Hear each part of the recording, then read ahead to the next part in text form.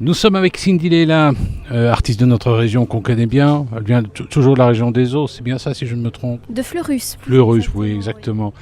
Alors Cindy, un hommage à Brel le 23 juillet, c'est quoi ça?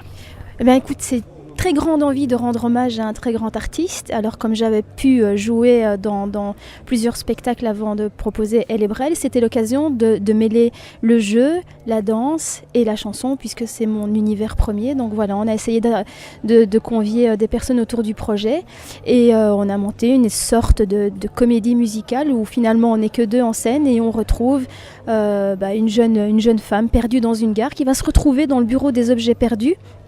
Et chaque objet qu'elle va toucher dans ce bureau des objets perdus va la ramener à une chanson de Jacques Brel. Un exemple par exemple, quel objet et quelle chanson?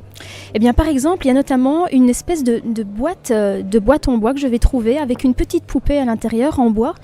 Et je vais toucher cette poupée et ça va me ramener à mon histoire, puisque dans l'histoire de la chanson, l'ivrogne en l'occurrence, on parle donc de l'alcoolisme. Et je vais parler à cette poupée en bois, je vais un peu me livrer à elle et raconter l'histoire de l'ivrogne que je ne connaissais pas à la base, qui est une chanson qui n'est pas une chanson des plus connues de Jacques Brel et que j'ai appris à découvrir en mettant sur place ce projet. Il y a beaucoup de chansons de Jacques Brel qu'on ne connaît pas. Hein.